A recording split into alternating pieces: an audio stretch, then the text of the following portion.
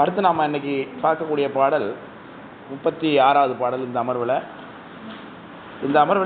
இந்த பாடல் உண்டெனில் உண்டாகும் இல்லாமைங்கிற பாடல் தொடங்குகிறது. அதாவது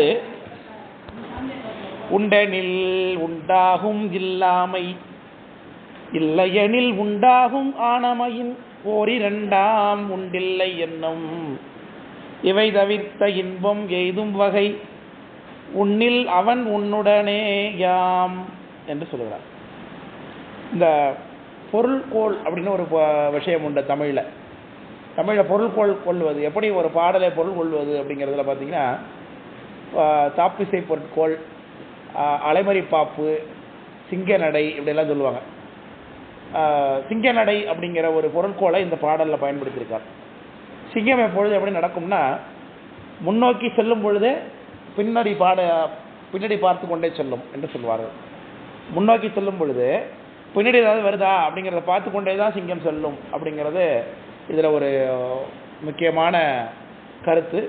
அதில் இங்கே உண்டெனில் உண்டாகும் இல்லாமை இல்லையெனில் உண்டாகும் ஆனமையின் அப்படிங்கிற இந்த பாடலில் உண்டெனில் உண்டாகும் இல்லாமை இல்லையெனில் உண்டாகும் இல்லாமை அப்படின்னு பொருள் கொள்ளணும். அந்த பாடல் எப்படி இருக்கு பாருங்க.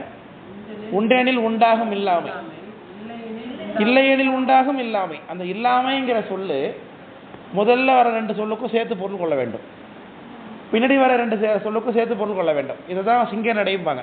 முன்னாடி உள்ள வார்த்தைகளோடையும் சேர்ந்து பொருள் தரும், பின்னாடி உள்ள வார்த்தைகளோடு சேர்ந்து பொருள் தரும். இதுக்கு சிங்க நடைன்னு பேர். விளக்கம் புரியுது? சிங்கம் என்ன பண்ணும்? முன்னாடி போகும்பொழுது பின்னாடி பார்த்து கொண்டே செல்லும் அப்படிங்கிற வழக்கம். இது மாதிரி பொருட்கோளில் 10 வகை பொருட்கோள் இருக்கிறதா தமிழ் இலக்கணம் சொல்லும். அதான் கொண்டு கோட்டு பொருட்கோள். இப்போ என்ன சொன்னேன்? அதான் சொன்னேன் பொருட்கோள் இல்லை, பொருட்கோள்னு சொன்னேன்.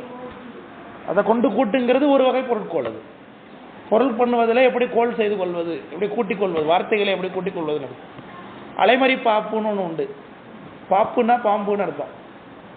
அலைமறினா அலைனா புத்துக்குள்ள பாம்பு என்ன பண்ணும்? முதல்ல தலையை உள்ளே விட்டு திரும்பி தலையை வெளில கொண்டு வந்துடும்.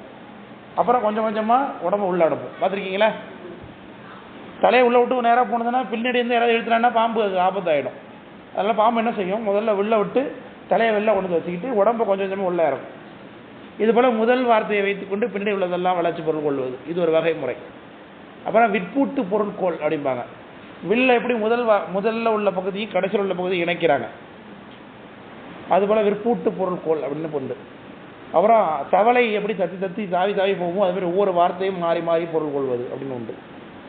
கருடன் எப்படி மேலே இருந்து கீழே வருவோம், அது மாதிரி மேல் வார்த்தையிலிருந்து கீழ் வார்த்தைக்கு வரும். இப்படிலாம் இருக்குங்க.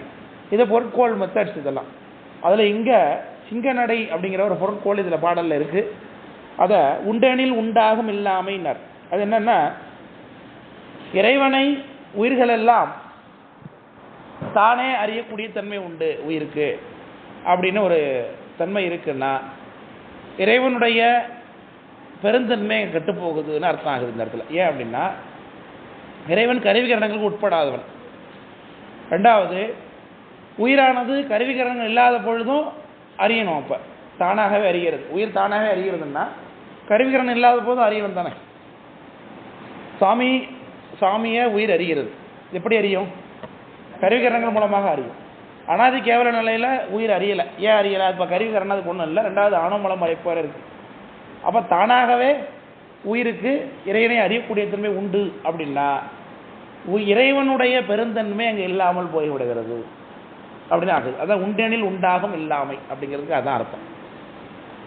உண்டுன்னா உயிர் தானாகவே அறியக்கூடிய தன்மை கொண்டிருக்கிறது அப்படின்னு சொன்னால் அர்த்தம். அந்த இடத்துல இறைவனை தானாகவே உயிர் அறியும் அப்படின்னு சொன்னால் என்ன ஆகுது? இறைவனுடைய பெருமை இல்லாமல் போய்விடும். ஏன்? உயிருடைய அசத்தாகிய அறிவுக்கு, குறைவுடைய அறிவுக்கு இறைவன் வசப்பட்டவன் போல ஆகிவிடுவான் இல்லையா? அது ஒரு காரணம். சரி, இல்லையெனில் உண்டாகும் இல்லாமை. இல்லையெனில்னா உயிரால் பார்க்க முடியாது அப்படின்னா இறைவனை எப்பொழுதும் உயிரால் பார்க்க முடியாமல் போயிடும். இறைவனை உயிர் பார்க்கறது அப்படின்னாலும் பிரச்சனை இருக்கு. இங்கே பார்க்கறதுனா தானே பார்க்கறதா, இறைவனுடைய உதவியால் பார்க்கதான்னு டிஸ்கஸ் ஆகுது. விளக்கப்படுத்துங்களா? இறைவன் உதவினால தான் உயிர் பார்க்க முடியும். அதுவும் கருவிகரணம் இருந்தால் பார்க்கும். 2வது, உயிர் பார்க்கவே இல்லைனாலும் கருவிகரணம் கொடுத்தாலும் பார்க்காதில்ல. இப்போ நான் ஒரு பொருளை பார்ப்பேன், இந்த பாட்டில் நாங்கள் 2 பேர் இருக்கிறோம். இங்கே 2 பேர்ல இந்த ஃபோனை வச்சா யார் யூஸ் பண்ண முடியும்? நான் தான் யூஸ் பண்ணுவேன். இந்த பாட்டில் யூஸ் பண்ணுமா? யூஸ் பண்ணாது. அப்போ இது அறியாதுன்னா எப்பொழுதுமே அறியாத பொருள் அறியாது தான். விளக்கப்படுதுங்களா? அப்போ உயிருக்கு அறியக்கூடிய தன்மை இருக்கா, அறியாத தன்மை இருக்கா அப்படின்னு கேள்வி வருதா இல்லைங்க? இப்போ அறியுது அப்படின்னா சுவாமியே அறியணும். அது ஏன்னா ஆணவமலத்தை அறிஞ்சிக்க போகிற தேவையில்லை. அது சுவாமியை தான் அறிய வேண்டிய அவசியம் இருக்குது. அறியக்கூடிய தன்மை உயிருக்கு இருக்குன்னும் பொழுது அது தானே அறிகிறதா அப்படின்னு சொன்னோம்னா, தானே அறிகிறதுன்னு சொன்னோம்னா இறைவனுடைய பெருந்தன்மை இல்லாமல் போய்விடும். ஏன்? இறைவன் சத்து பொருள், அவன் குறையுடைய அறிவாகிய உயிருக்கு வசப்பட மாட்டான். பதி பசு பாசம் எனப்பகர் மூன்றில் பதியினை போல் பசுபாசம் அனாதி, பதியினை சென்று அணுகா பசு பாசம்னார்.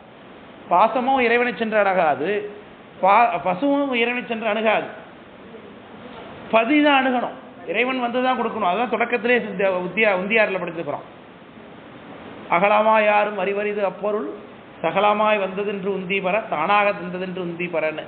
இதே கலெக்டர்படியாரில் ஒரு பாட்டு படிச்சிருக்கோம். அகலமாய் அறிவறிது சகலமயம் போல அப்படின்னு ஒரு பாடல். நிகழமாம் ஆணவ மூலமல வந்துச்சு இல்லையா பாடல். தானாக தான் சாமி வந்து அருள் பண்ணியிருக்கார். அவர் தானாக வந்தவர் தனுக்கரண பூணபோகம் கொடுத்து தன்னை காட்டினார். அப்படி தானே? உலகத்தை காட்டுறாரு அப்படிங்கிறது இருக்கிற உலகமாகி இருக்கிற பொருளையே காட்டுறாரு. உலகமே ஒரு உற்பத்தி தான் பண்ணுகிறார். உள்ளபடியே உள்பொருளுங்கிறது யாராங்க? சாமி தான். தன்னை காட்டுவதற்காக உலகம்னு ஒரு கண்ணாடியை உயிருக்கு போட்டு விடுறார் சாமி. அவன் தானே? விளக்கம் புரியுதுங்களா? அப்போ இங்கே காட்டுறதுன்னா எதை தான் காட்டணும்? சாமியை தான் அவர் காட்டுகிறார். அப்போ உயிரானது தானே கண்டதானா? காணலை. கண்டுதுன்னு சொன்னாக்க என்ன வந்துடுது? சுவாமியுடைய பெருந்தன்மை இல்லாமை. அதான் சொன்னார், உண்டெனில் உண்டாகும் இல்லாமை. சுவாமிக்கு இல்லாமைங்கிற தன்மை வந்துடும் அப்படின்னார். விளக்கம் புரியுதுங்களா? கருவிகரணங்கள் துணையோடு தான் உயிர் அறியும். சரி, அப்படி கிடையாது, உயிர் அறியாது அப்படின்னு சொன்னான். இல்லையெனில் உண்டாகும் இல்லாமையினர். இல்லாமை திரும்பி பொருத்திக்கணும் அதே வார்த்தையில். அதான் சிங்கநடைன்னு சொன்னேன்.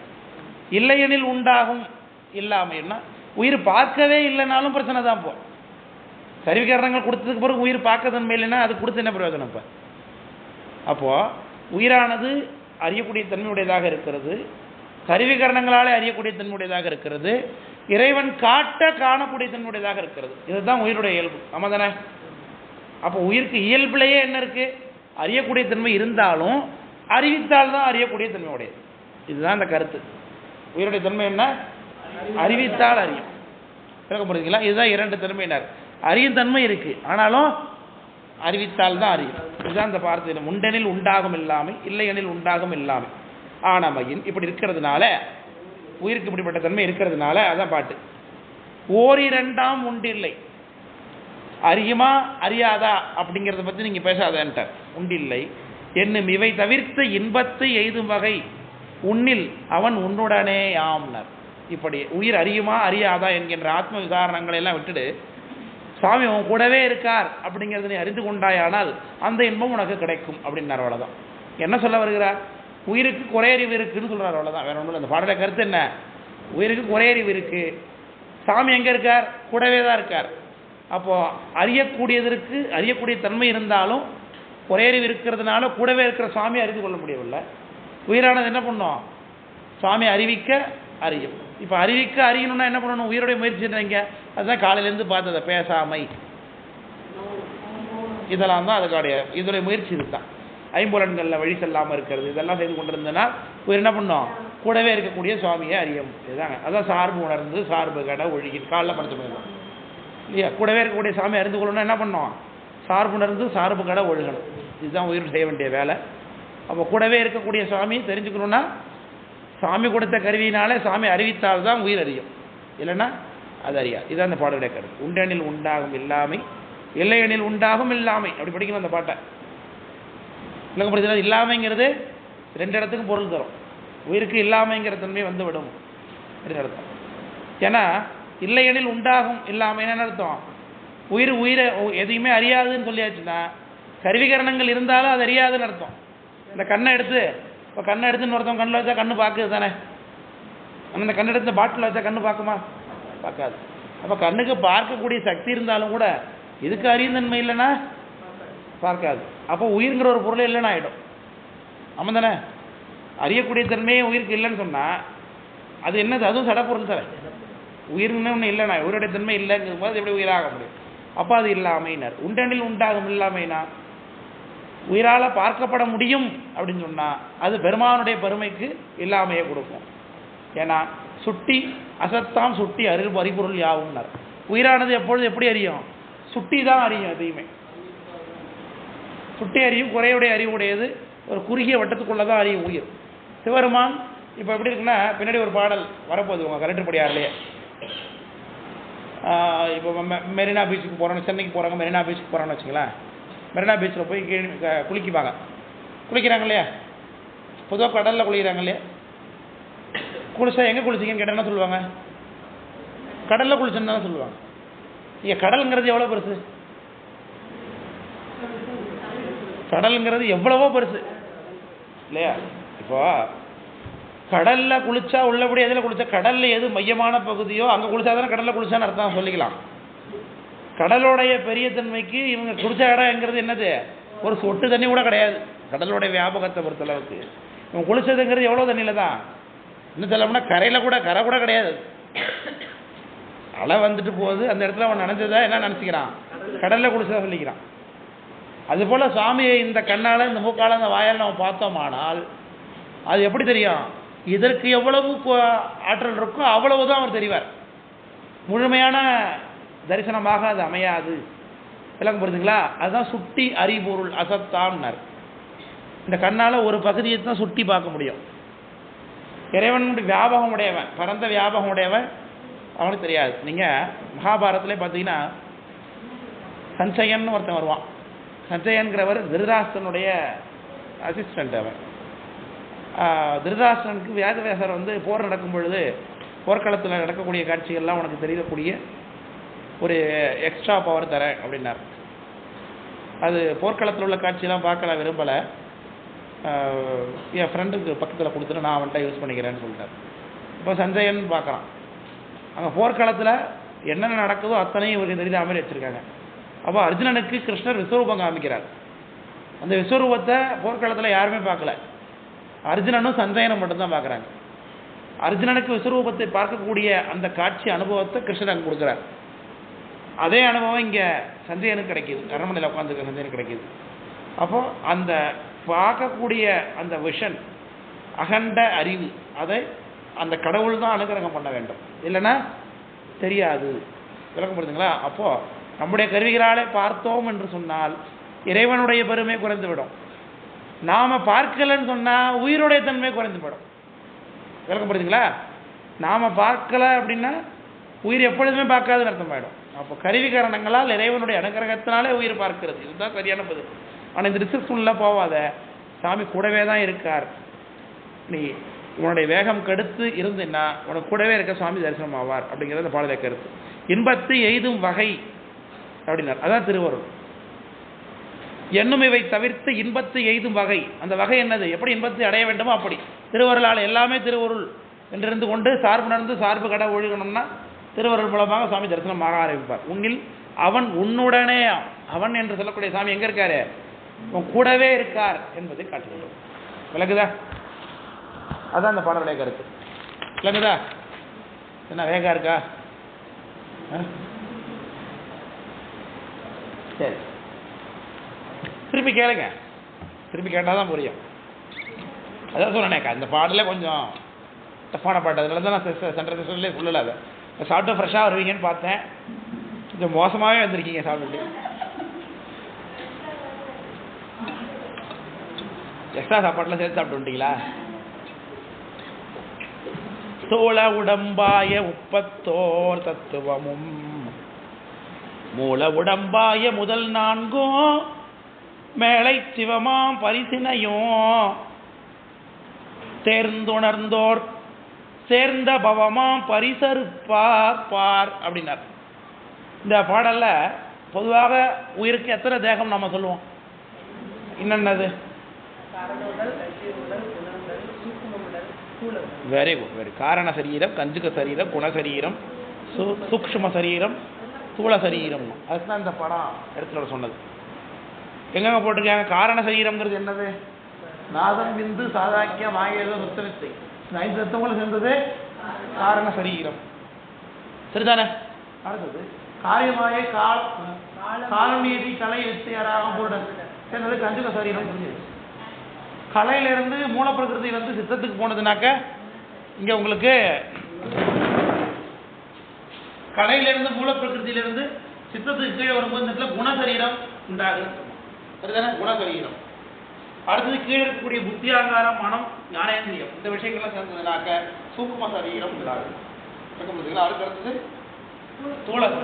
இப்படி 5 சரீரங்களாக இருக்கிற காரண கஞ்சி குண சூக்கும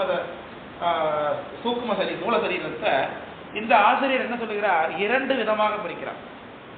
2 சரீரம் தான் சொல்லுகிறார். 5 சரீரத்தை 2 சரீரம். ஒன்று என்னது? தூள உடம்பு, இன்னொன்று மூல உடம்பு.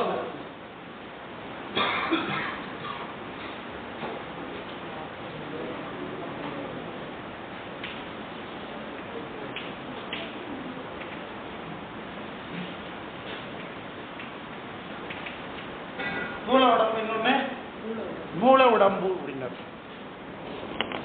அப்போ பாடல் எப்படி இருக்கு?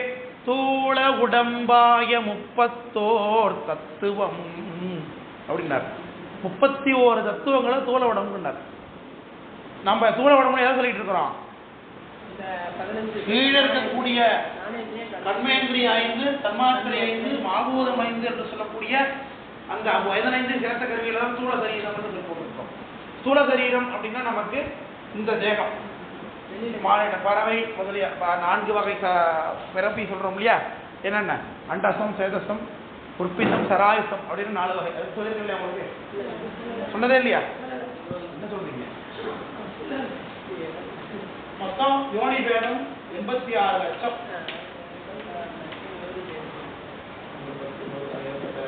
சார் 86 லட்சம் இருக்கிறாங்க. 24,100,000 மொத்தம் யோனி பேதம் மட்டும் எத்தனை இருக்கு? 84,100,000 யோனி பேதம். இந்த 84,100,000 யோனி பேதம் 4ஆக பிரியும். அண்டசம், சேதசம்,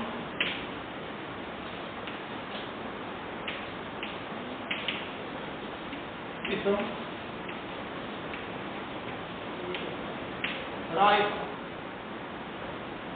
உலகத்தில் உள்ள உயிர்கள் அத்தனையும் எதில் தான் பிறக்கும்? இந்த 4 வகையில் அடைக்கிறோம். பிறவி அடிப்படையில். அண்டம்னா எத்தனை? என்ன அண்டம்னா? என்ன ஏற்கனவே தெலுங்கு தெரியுமா? இங்கே தெலுங்குல முட்டைக்கு என்ன புட்டுன்னு தான் சொல்லுவாங்க. அண்டை ஹிந்தியில அண்டா. ஹிந்தியில அண்டனா முட்டை இல்லையா? அப்போ முட்டையில பிறக்கக்கூடிய அந்த உயிரினங்கள் அது அத்தனையும் அண்டகம். அண்டம்னா முட்டை. முட்டையிலேருந்து வெளில பிறக்கிற அத்தனை உயிரினம் என்னது? அண்டசம்ங்கிற கேட்டகரியில வந்துடுவாங்க. இதுல எண்ணிக்கை உண்டு. 84 வளர்த்துக்கலாம். அது என்னங்கிறத நீங்க சிவபிரகாசத்தில் முடிப்பீங்க. சிவபிரகாசத்துல பறவை, நரர், மானுடர் இவங்கெல்லாம் எத்தனை லட்சம் பேர் உலகத்தில் இருக்கிறாங்கிறத கண்டு சொல்லியிருப்பாரு. அண்டசம்ங்கிறது முட்டை.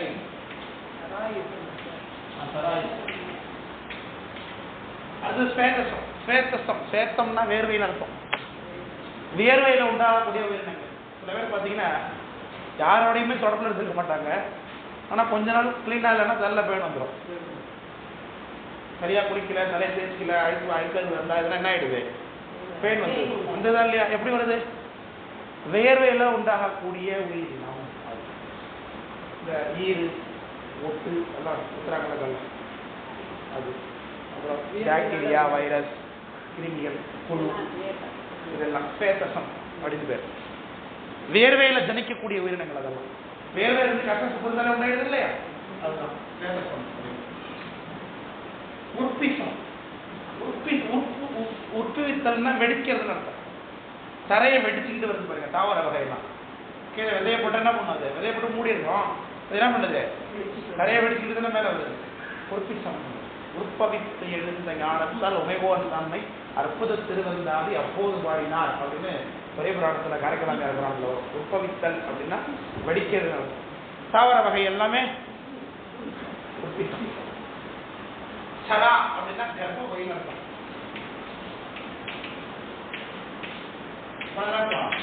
கருவில தங்கி வெளில வரக்கூடிய அத்தனை உயிரினமும் என்னது சராய். அப்ப நம்மளா சராய் கருவில தங்கி தானே வரோம்.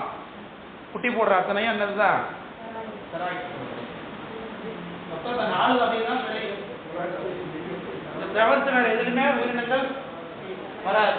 இப்படி 4 என்ன இருக்கு 84 லட்சம் யோனி பேதம் இருக்குங்கிறாங்க. 84 லட்சம் வகுப்பு எடுத்தோம்னா அதுல மனுஷன் என்ன மட்டும் 9 லட்சம் மனுஷன் இருக்கு.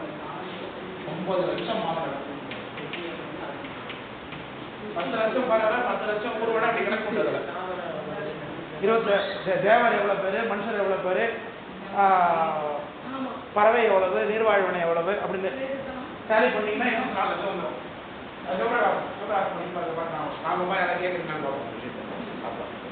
சிவபிராசில் வரும். எழுத்துல வந்த இந்த 84 லட்சம் யோனி பேதம் அப்படிங்கிறது, யோனிங்கிறது பிறப்பதான் பிடிக்குது. யோனிங்கிறது தூள உடம்பு பிடிக்குது. உள்ளுக்குள்ள ஆன்மா எல்லாம் ஒண்ணுதானே? ஒரே ஆன்மாவா? ஒரே ஆன்மாவா பல ஆன்மாவா? ஏழு ஒரே ஆன்மாட்டிய பல வகை ஆன்மா. எத்தனை ஆன்மா இல்லையா? எண்ணறிதாய் அப்படின்னு உயிர் எத்தனை தெரியாது இல்லையா? இந்த நம்முடைய இந்த 36 தத்துவ சாட்டுப்படி சூக்கும சரீரம் அப்படிங்கிறது எல்லா உயிருக்கும் ஒரே மாதிரி தான். நாதம் இந்த சாதாக்கியமாய வித்தியமாய காரியமாய காலமய இதுகளை எல்லாமே வந்துடும். மனம் ஞானேந்திரிய வரைக்கும் வந்தது. கர்மேந்திரிய தன்மாத்திரை மாபூத இந்த சூழ சரீரம் மட்டும்தான் என்னவாகுது? மாடாவோ மனுஷனாவோ ஆடாவோ பேயாவோ நாயாவோ என்ன கோழியோ கொக்கோ எறும்போ சிலந்தியோ வைரஸோ கொரோனாவோ என்னவாவோ மாறுது. விளக்கம் புரியுதா சொல்றது? அப்ப தூள சரீரம் நம்ம சொல்வது இந்த இது மட்டும்தான். ஆனா இந்த பாடல்ல என்ன சொல்றார்? தூள உடம்பாய 31 தத்துவம். நமக்கு தூள சரீரம் எங்க இருந்து ஆரம்பிக்குது? மண்ணுல இருந்து ஆரம்பிக்குது கீழே. இங்க இருந்து 31 எது வரைக்கும் கேளுங்க? 31 வரைக்கும். மாமூத 5, தன்மாத்திரை 5, 10, கர்மேந்திரிய 5, 15, ஞானேந்திரிய 5, 20, அத்தகரணம் 4, 24, அப்புறம் 25, 26, 27, 28, 29, 30, 31. இது வரைக்கும் வித்தியாசம் வரைக்கும் என்ன சொல்றாரு இவரு? தூள உடம்பு வித்தியாசம் புரிஞ்சுங்களா? இப்போ அதே கொஸ்டின் உங்களுக்கு வந்துச்சுன்னா சாதாரணமா 5 சரீரத்தையும் கணக்குப்படியாக காட்டும் சரீர வித்தியாசத்தையும் வேறுபடுத்தி காட்டுங்க அப்படின்னு கேள்வி வந்துச்சுன்னா நீங்க இப்படி எழுதணும். பார்த்தீங்களா? 5 சரீரங்கிறது என்ன, எப்படி வந்து சாக்லேட் எடுத்து நீங்க எழுதி காமிச்சு இவரு தூள உடம்புன்னு எழுத சொல்லுறாரு. நாம தூள உடம்புங்கிறதே கீழே மட்டும்தான் சொல்லிட்டு இருக்கோம். ஆனா இவர் எதெல்லாம் தூள உடம்பு பண்ணிட்டாரு? காரியமாயை வரைக்குமே என்னன்ட்டாரு? தூள உடம்பு. சரியா என்ன இருக்கோமா? கொஞ்சம் டேலி தப்பா இருக்காமல இருக்கு பாருங்க. தூள உடம்பாய 31 தத்துவமும் மூல உடம்பாய முதல் 4ம் அப்படின்னார். எங்க மிஸ் ஆகுது? மொத்தம் 35 தானே வரணும்.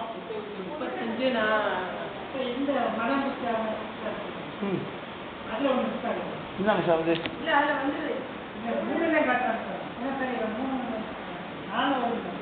மூல உடம்பாய 31 இது வரைக்கும் எழுதி 31. பாட்டில் எத்தனை இருக்கு? தூள உடம்பாய 31, மூல உடம்பாய முதல் 4ன்னார். 1, 2, 3, 4. இது 4 தான் என்னன்ட்டாரு? மூல உடம்புனார். அப்ப தூள உடம்புனா ஆனா என்னன்னா 35 வந்துடும். இந்த புருடன் வந்து வெரி குட். புருட தத்துவத்தை நம்ம ஒரு தத்துவமாக எண்ணுவதே இல்லை. எவ்வளவு கரெக்டா சொல்றாரு பார்த்தீங்களா விஷயத்த? 35 தான் என்றார் பாருங்க. அதே மாதிரி அவஸ்தை பத்தி நினைச்சிருக்க உங்களுக்கு அவஸ்தை பத்தி சொல்லுங்கன்னா அவஸ்தைகள் 5 அவஸ்தை பத்தி நடத்துறா போலதான் இருக்கு.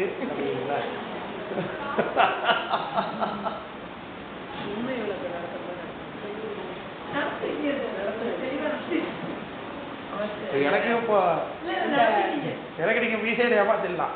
ஏன்னா 4 இடத்துக்கு போறதுனால எங்க நடத்துறாலும் ஆன்மீகம் படிச்சிருக்கா பௌதிகம் அது வந்து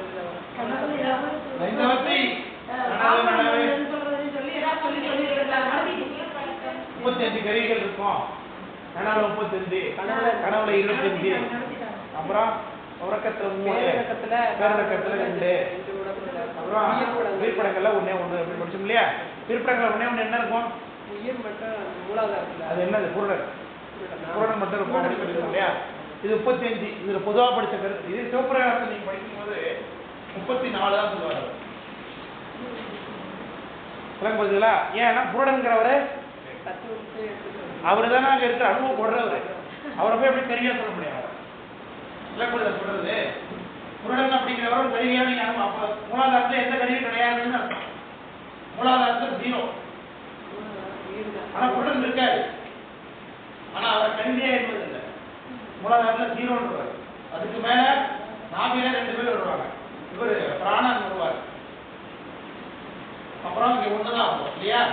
அதுக்கு அடுத்தது நெஞ்சில உறக்கத்துல பிராணனும் சித்தமும் வருவாங்க. 2. நம்ம என்ன போது இங்க புருடன் சேர்த்து வருவோம். இங்க 3, இங்க 2, இங்க 1 தான் சொன்னீங்க. இத கருவி இல்லைன்னு சொல்லிட்டா என்ன ஆயிடுது? இங்க 0, இங்க 2, இங்க 3, இங்க 1, இங்க 2 அப்படி கணக்கு வேற மாதிரி போய் பாருங்க. ஆனா விஷயமும் ஒண்ணுதான். கான்செப்டை புரிஞ்சுக்கிட்டோம்னா கருத்தே மாறி போயிடுது, கணக்கே மாறி போயிடுது. புரிதலே சொல்றது என்னன்னு அதே மாதிரிதான் இங்கேயும் அவர் சொல்றாரு. 36 தத்துவம் நம்ம சொல்லிக்கிட்டு இருக்கோம். ஆனா அடிப்படையில் தத்துவ கணக்கு எத்தனை தான்? 35 தான். ஏன்னா புருடன் நம்ம என்ன பண்றது இல்லை. தனி தத்துவம்னா சுத்திக்காக தான் இருக்கும். சிவபிரகாசத்துல அது இருக்கும். சிவபிரகாசத்துல ஏன் புருட தத்துவத்தை தனி தத்துவமாக சொல்லுவோம் அப்படிங்கிறதுக்கு ஒரு பாட்டு இருக்கும். தனி தத்துவம் தத்துவா சுத்தி பண்ணும் பொழுது தனி சுத்தி புருட தத்துவத்துக்கு சொல்லக்கூடாது. அப்பா நடத்துறேன், இப்ப விட்டுருங்க. அதனால இப்ப புரியுதா என்ன சொல்றாருன்னு? கீழே இருந்து புத்தகத்தை வரைக்கும் 31 கருவிகள் என்னன்னு சொல்றாரு? சூழ உடம்பு என்று சொல்றாரு. சூழ உடம்பாய 31 தத்துவமும் மூல உடம்பாய முதல் 4. புரிஞ்சுட்டா? இந்த பாட்டுக்கு உங்களுக்கு பொருள் தெரியலன்னா இந்த சாட்டு உங்களுக்கு கையில இருந்தா தாங்க முடியும். கையிலன்னா பிரிண்ட் அவுட் போட்டு இல்லை. 36 தத்துவம் கண்ண மூணு டக்கு டக்கு டக்கு டக்கு எந்திரனுக்கு இரும்பிலே ஒரு இதயம் இறக்குதாங்கிற மாதிரி சரத்தரன்னு வந்து டேப் வந்து விழணும். எல்லாம் டேப்லர் கடலாம் வந்து விழணும். எங்கேயும் வந்து நான் அதை சரத்தரன்னு விழணும். படத்துலலாம் காமிக்கிறாங்கல்ல, எந்திரன் படத்தில் வருதுல்ல ரோபோவுக்கு, அதுமாரி வரணும்.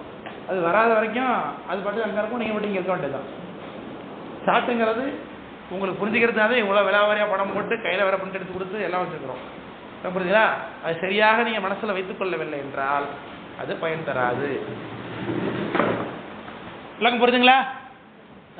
பொதுவாக சூழ உடம்புங்கிறது மாபூதம், தன்மாத்திரை, கண்மேந்திரியம் தான்.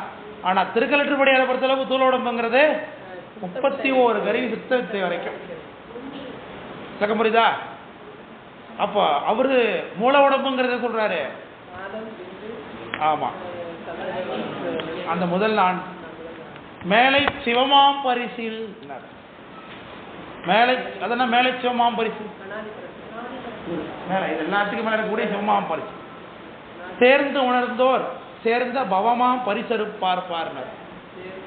சேர்ந்து உணர்வு எல்லாவற்றையும் யார் சரியாக இருந்து விட்டாங்களோ அவங்க என்ன பண்ணுவாங்களா? பவம் என்கின்ற அந்த பிறவியை அறுப்பார்கள்.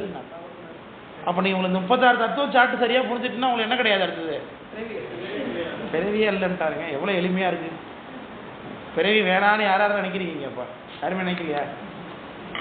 நினைக்கிறோம்ல, நினைச்சா மட்டும் போதுமா? இவ்வளோ எளிமையா உங்களுக்கு நடத்தி கொடுத்துருக்குறோம். எவ்வளோ ஈஸியாக எளிமைப்படுத்தலாம் பாருங்க. இதை விட எளிய வழின்னு சொன்னார். வேடம் கைதொழ வீடு எளிதாமேன்னார் சாஸ்திரத்தில். தவத்திரத்தில் திருவேடத்தை தொழுதாலே வீடு எளிதுட்டார். இங்க என்ன சொல்றாரு? சூழ உடம்பாய 31 தத்துவமும் மூல உடம்பாய முதல் 4 மேலை பரிசா மேலை சிவமாம் பரிசனையும் தேர்ந்து உணர்ந்தோர். அப்படின்னு தேர்ந்து உணர்ந்தான்னு அர்த்தம் சிவம் இதுதான் நமக்கு உதவி பண்ணக்கூடிய பொருள். இதெல்லாம் தத்துவங்கள். இந்த தத்துவங்கள் நமக்கு உதவி பண்ணுதா பண்ணலையா?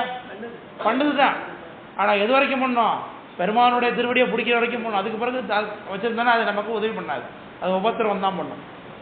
சரிதானே? விடிவாம் அளவும் விளக்கணையமாயி வடிவாதி கண்மத்து வந்து அப்படின்னு திருவருட்பயன் இல்லையா? பொழுது விடுற வரைக்கும் லைட்டு போட்டு வச்சுக்கலாம். சூரியன் வந்ததுக்கு பிறகு லைட்டு போட்டு வச்சா பைத்தியக்காரர் நினைப்பாங்க, நினைக்க மாட்டாங்களா? இல்லையா? சிவபெருமான் வந்துட்டார், சிவபெருமான் அனுகிரகம் பண்றார், சிவபெருமான் தெரிஞ்சு வச்சதுக்கு பிறகும் இந்த உடலாகிய இந்த உடல் படுத்துகிற பாட்டை நம்மளால் தனியாகத்தான் அறிந்து இதை விலைக்கொள்ள முடியவில்லைன்னா அப்படியே செய்யுது. அதனால் அந்த சிவமாம் பரிசனையும் தேர்ந்துணர்ந்தோர் சேர்ந்த பவமாம் பரிசரிப்பார்பார்.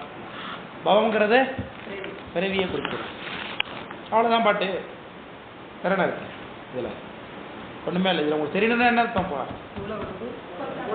தத்துவம் தெரிஞ்சாதான் இந்த பாட்டு விளக்கம். இல்லைனாக்கா இந்த பாட்டு படத்தில் ஒன்றுமே புரியாது. விளக்க தலையிட்டு போகலாம், அவ்வளோதான். அதுக்காக இந்த படத்தை எடுத்துகிட்டு சொன்னாங்க. இந்த படம் எடுத்துனா நீங்கள் என் பாட்டு படத்தில் இடம் படத்துக்கும் இப்போ ஏன்னு சொல்லுங்கள். எல்லாரும் வேற அறத்துக்கத்தில் தட்சிணாமூர்த்தி மாதிரி இருக்கீங்க. கல்லாளில் புடையாமருந்து நான்மறை ஆரங்கம் கற்ற கேள்வி அப்படின்னு ஞான தட்சிணாமூர்த்தி எப்படி அற கண்ணால பார்த்துட்டு இருந்தா.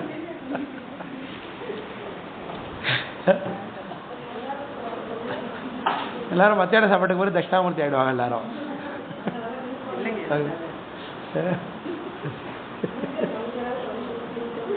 நினையாமல் நினைந்ததனை சொல்லாமல் சொல்லி அப்படின்னு இருந்தீங்க இப்போ. அதனாலதான்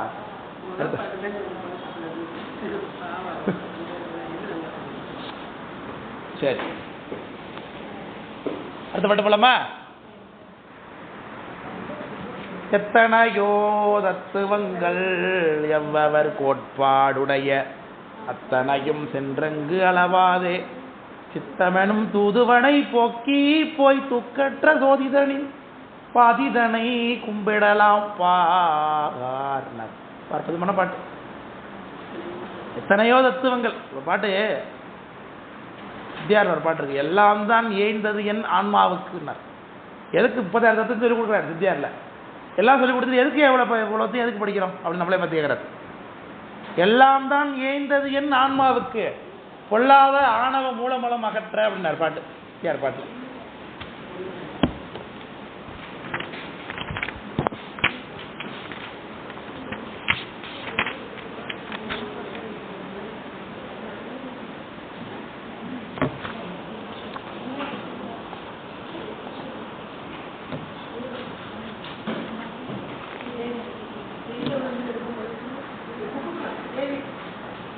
சித்தியாரில் 169 பாட்டில் சொல்றார், எல்லாமாய் தத்துவங்கள் ஏய்ந்தது என் அணுவுக்கு எண்ணில்.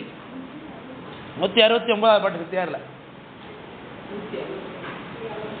இந்த புத்தகத்தை 191 பக்கம்.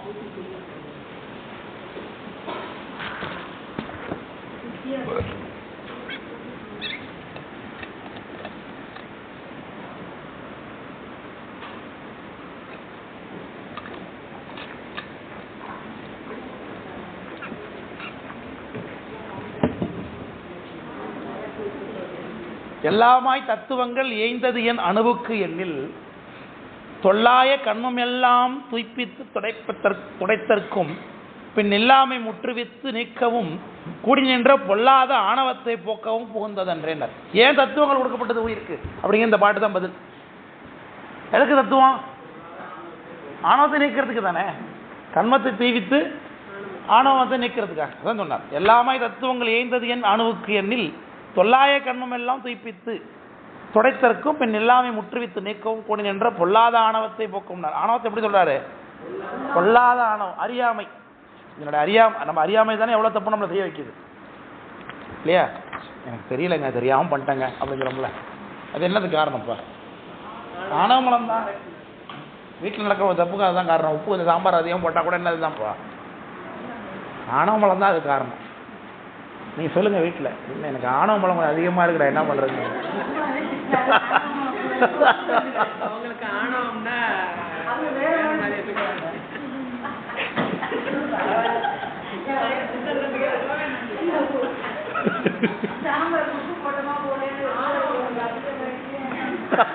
யாருக்கு இறக்காத கேட்பாரு வீட்டுக்காரரு.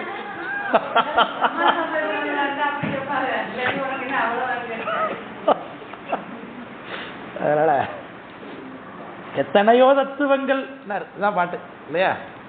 எத்தனையோ தத்துவங்கள் இந்த பிலாசபிங்கிற அர்த்தத்தில் தான் வருது. தத்துவம்னா கருவிங்கிற அர்த்தத்தில் இந்த பாட்டில் இல்லை, பிலாசபி. எத்தனையோ சித்தாந்தங்கள் இருக்கு இல்லையா? நமக்கு நம்முடைய இந்திய சமயத்திலேயே நம்ம எப்படி வகைப்படுத்துறோம்? நாளா புறப்புறம் புறம், அகப்புறம் அகம் அப்படின்னு வகைப்படுத்துறோம் இல்லையா? புறப்புறம்னா என்ன? வேதத்தை விட்டு வெளியே போன சமயங்கள்னு அர்த்தம். வேதத்தை ஏற்றுக்கல, நாத்தியவாதம், சமணம், பௌத்தம், ஆசீவகம் என்று சொல்லக்கூடிய விஷயங்கள்லாம்.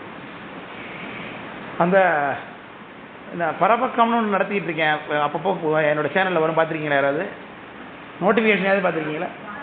சிவஞான சித்தியார் பரபக்ஷம் அப்படின்னு யாராவது கேட்டுக்கிட்டு பார்த்துருக்கீங்களா? தொடர்ந்துக்கு இருந்தது நான் எங்கள் கிளாஸே பார்க்க மாட்டோம். அது இல்லை, அதெல்லாம் வேறு. உங்களுக்கு ரொம்ப ஆனாலும் உங்களுக்கு ரொம்ப எதிர்பார்ப்பு அதிகம் சார் இருக்கிறீங்களா?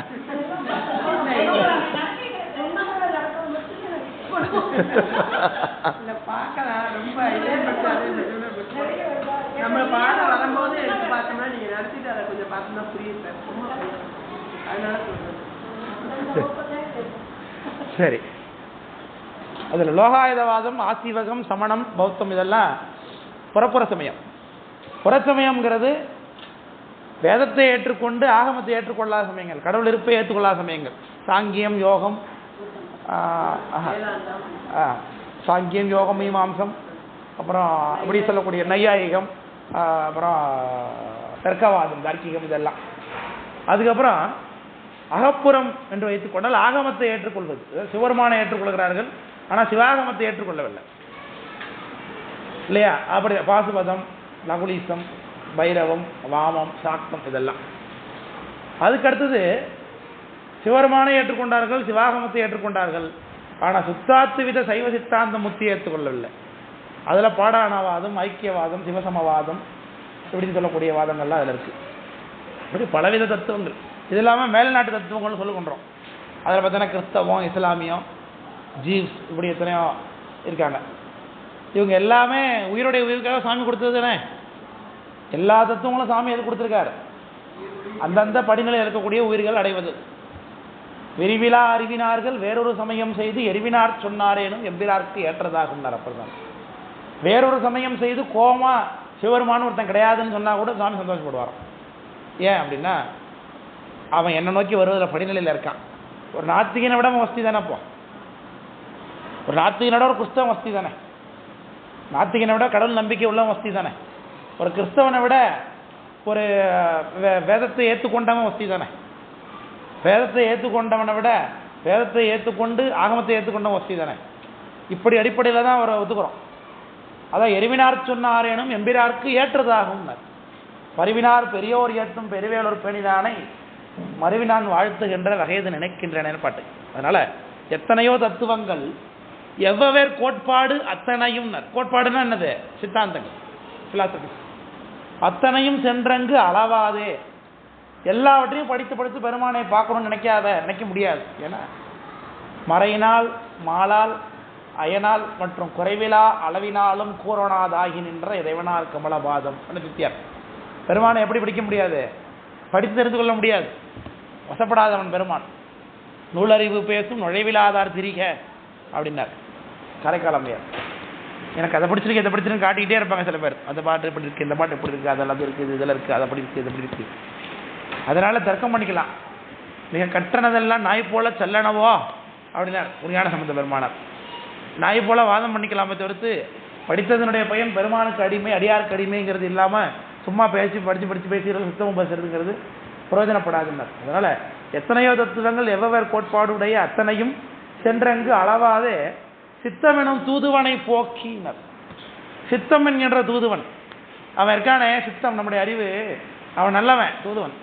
அவன் யாருக்கிட்ட போறாங்கிறத பொறுத்து தான் நம்முடைய பயன் இருக்கு. சித்தம் எனும் தூதுவனை போய் தூக்கற்ற சோதினார். அதனால் தூக்கற்ற சோதி. தூக்குனா என்ன? அதான் தூக்குனா கொண்டு போறது, தூக்கிட்டு போறது. மற்ற என்னோட சொல்ல தூக்கில் முட்டைக்கோசு இருக்குன்னு தெரியலன்னு சொல்லிட்டு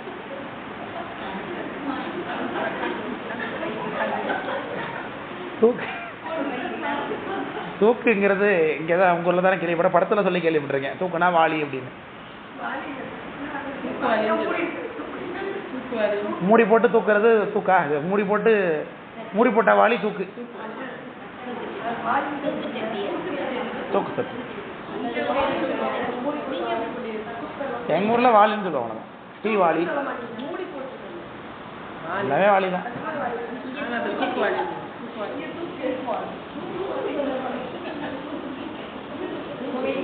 சரி, அதுக்கு ஏன் தூக்குன்னு பேரு?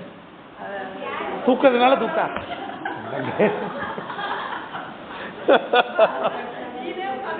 ஃபார்ம் ஆகிட்டாங்க பரவாயில்ல எவ்வளோ அல்ல. இப்போ இதை தூக்கறல, இப்போ இதுக்கு தூக்கல் வைக்க எனக்கு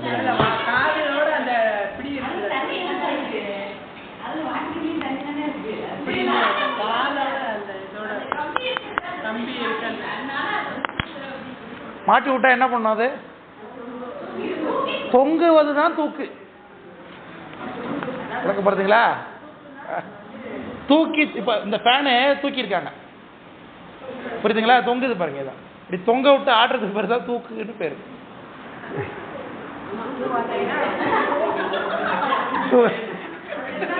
தேவி அப்பா தூக்கு தட்டலாங்கிறாங்க. ஆமா,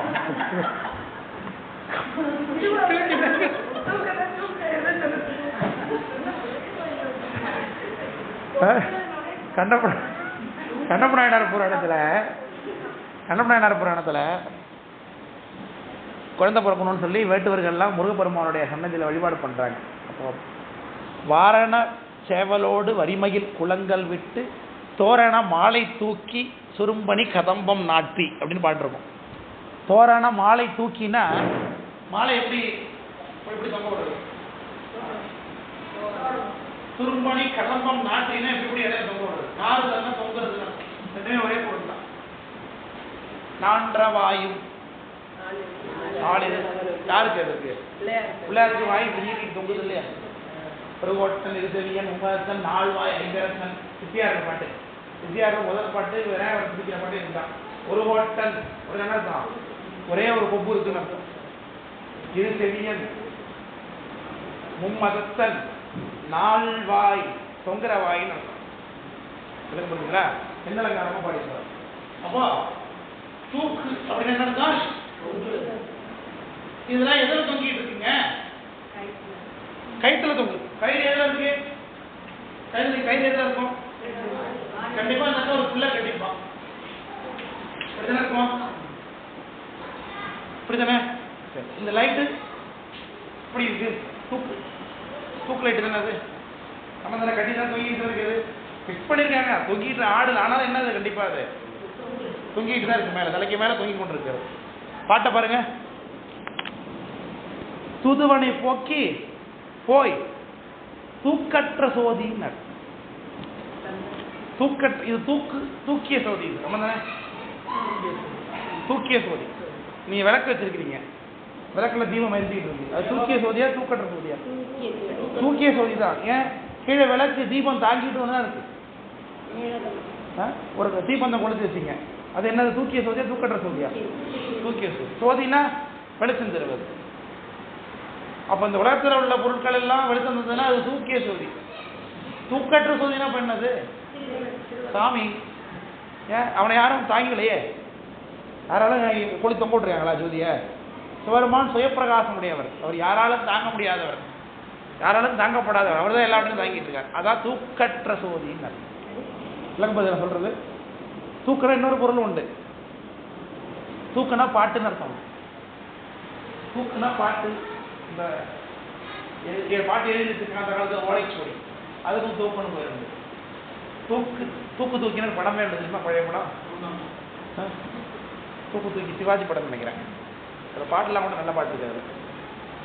அந்த தூக்கு தூக்கினா அந்த காலத்தில் பெரிய ஒரு பிள்ளைங்கள்லாம் ஸ்கூல் போகும்போது அந்த பிள்ளைங்களால தன்னுடைய புத்தகத்தை கூட தூக்கிட முடியாது. அதுக்காக அந்த புத்தகத்தை தூக்கிட்டு ஒரு ஆள் கூட வருவாங்க. அவங்க பேர் தூக்கு தூக்கின்னு பேர். மீனாட்சி சித்திரம் பிள்ளை சேக்கரார் பிள்ளை தமிழ் அப்படின்னு ஒரு நூல் பாடுறாங்க, சங்கராசாமி. அதில் ஒரு பாட்டு பரவநாச்சியாரை அறிமுகப்படுத்தும் பொழுது கருத்தார்கொண்ட புராணத்தில் சுந்தரமூர்த்தி சாமி பரவநாச்சியாரை முதல் பார்க்குறாரு. திருவாரூர் கோயில் வாசலில் அப்போ தான் பார்க்குறாங்க. ரெண்டு பேரும் பார்த்து கொடுக்குறாங்க. முதல்ல திருவாரூர் சாமி தரிசனம் பண்ணிட்டு பரவநாச்சியார் சுந்தரமூர்த்தி வெளில வர பரவநாச்சியார் தோழிகளோடு சேர்ந்து கோயிலில் போகிறாங்க. ரெண்டு பேரும் பார்த்து கொடுக்குறார்கள். பார்த்தோன்னே இவருக்கு ஆகா, இன்னும் இவ்வளோ ஒரு அழகாக அவன் இந்த பொண்ணு இப்படி இருக்காளே, என்னையும் மனம் திரித்தவாறு அப்படின்லாம் கேட்டுட்டு யாரு அப்படின்னு கேட்குறேன். உடனே பக்கத்தில் உள்ளவங்க பறவை அப்படின்னாரு. அந்த பொண்ணு பேரு பறவை. ஆனால் ரயமாக போட்டு பார்த்துட்டு சேர்க்க ரொம்ப சிரிப்பாக இருக்கிறதாலும். ஏன்னா பறவைநாச்சியார் அந்த ஊரில் உள்ளவங்க நிறைய பேர் பார்த்துட்டு தான் இருக்காங்க. அந்த ஊர் பொண்ணு அவங்க திருவாரூர்காரங்க, அவங்களாம் எல்லாரும் பார்த்துட்டு இருக்காங்க. அந்த ஊர் அம்மனையெல்லாம் பார்த்து பண்ண இல்லையா? எல்லாருக்கும் அவங்க மேலே ஒரு ஈடுபாடு இருந்திருக்கும். ஏன்னா அழகான பெண் அப்படிங்கும்போது ருத்ர கணிக்கிறக்குள்ள வேற. சுந்தரமூர்த்தி சாமி வந்து பார்க்குறா, திடீர்னு பார்த்தோன்னே பறவை யாரு உடனே கூட இருக்கணும், என்ன சொல்லியிருக்கணும், அவங்க பேர் பறவைன்னு சொல்லியிருக்கணும். சேக்கராட்டுக்கு கூடவே ஒரு பாட்டு போடுவார், ஒரு வார்த்தை போடுவார், பறவை உம்பருதிரத்தாருக்கும் சேருவது யார் அப்படின்பாங்க. யாருக்கும் அவங்க வசப்பட மாட்டாங்க அப்படின்னு சுந்தரபடி பேரை கேட்ட உடனே நேரம் சொல்கிறாங்க. நம்ம ஊர் பசங்களாம் இந்த பொண்ணு யாரா அப்படின்னு கேட்டான்னு சொல்லுவான், அந்த பொண்ணு பேர் அது பொண்ணை யாரையும் பார்க்காது அப்படின்னு சொல்கிறான் இல்லையா பசங்க. அதுமாரி கூட இருக்கிற ஆள் என்ன சொல்கிறான் சுந்தரபடி சாப்பிட்டு, அவங்க பேர் பறவை உம்பருதிரத்தாருக்கும் சேருவது யார் அப்படின்னு. அவன் மனசுக்குள்ள அவருடைய என்ன இருக்குங்கிறத சேக்கராட்ட பதிவு பண்ணியிருப்பார். அது கிட்டோம் இந்த பறவை கேட்டாலும் பாருங்க சேக்கராட்ட சுந்தரசாமி, பறவை பறவை பறவை பறவை பறவை பறவை பறவை அப்படின்னு 7 தடவை சொல்றாங்க. அந்த பறவைங்கிற பேரை 7 முறை சொல்லி ஆச்சரியப்படுகிறார். அந்த பேர் அவர் சொன்னதை பேர் பறவை, பெண்மயிலில் பெரும்பறவை, பெரும்பல்குள் 6 பறவை இப்படின்னு அந்த பாட்டு வருவாங்க. பிரிச்சிங்கன்னா பேர் அவங்க பேர் பறவை, பெண்மயிலில் பெரும் உம்பர் அவை விரும்பும் அல்குள் 6 பறவை அப்படின்னு அந்த பாட்டு பிரிக்கும். அதில் பறவை பறவை பறவைன்னு 7 தடவை வரும் அந்த இடத்துல. அந்த பாட்டுக்குள்ள ஒரே பாட்டில் 7 தடவை பறவை பறவை வரும். சேக்கராட்டம் போட்டிருப்பாங்க அந்த வார்த்தையை. அது எப்படி இருக்கு, பேர் பறவை, இந்த பெண் பேர் பறவை. பெண்மயிலில் பெண்கள்லையே பெரு உம்பர், உம்பர்னா தேவருலக உம்பர், பெரு உம்பர் அவை விரும்பு, அந்த அவை விரும்புது, தேவர்களுடைய அவை கூட விரும்பக்கூடிய அவையுடைய விரும்பல் அப்படின்னு அந்த பாட்டு இருக்கும். ரொம்ப நல்லா இருக்கும் அந்த பாட்டு. அந்த 7 தடவை பறவையும் ஒரே ஒரு பாட்டுக்குள்ள வச்சு பாடினார். அதை எடுத்து மீனாட்சி அம்மன் பிள்ளை, இது சேக்கராட்ட பிள்ளை தமிழில் மீனாட்சி சுந்தரம் பிள்ளை பாடுறார். முறையின் ஒரு சிறு தூக்கில் 7 பறவை புக அடைத்தாங்க. தூக்குனா என்ன பண்ணீங்க, தூக்குனா என்ன, தூக்குனா வாலி, சின்ன வாலி இல்லையா. பறவைனா பறவைனா கடல். கடல் மொத்தம் எத்தனை உலகத்துல? 7 கடல்.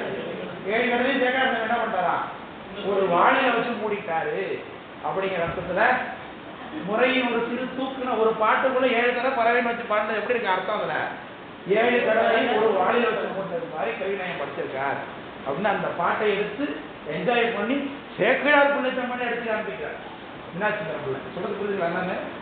பெரிய புராணத்தில் உள்ள ஒரு பாட்டில் அவர் இடத்துல 7 தடவை ஒரு பாட்டுல பறவையும் வச்சாரு. 7 கடலையும் ஒரு பாட்டுக்குள்ள அடைச்ச பெருமை உடையவர் சேக்கராட்டம். 7 தடவை பறவை பறவைன்னு பாட்டு இல்லை, அதை எடுத்து நம்ம காமிக்கலாம் தெரியாது. முறையின் ஒரு சிறு தூக்கி 7 பறவை புக அடைத்தாங்க. 7 பறவைன்னு 7 கடலையும் ஒரு வாளில் வச்சு அடைச்சாராம். பறவைனா கடல், தூக்குனா பாட்டுன்னு அர்த்தம் வருது, வாளின்னு அர்த்தம் வருது. சித்திரம் புரிதல் 7 தடவை பறவை ஒரே பாட்டை வச்சாரு அர்த்தம் வருது. 7 கடலையும் ஒரு வாளியில வச்சு அடைச்சாருனாலும் கரெக்டா வருது. தான் தூக்கற்ற சோதி அப்படிங்கிறதுக்காக தூதுவனை போக்கி சித்தமெனும் தூதுவனை போக்கி போய் தூக்கற்ற சோதி தனில் பாதி தனை கும்பிடலாம்னார்.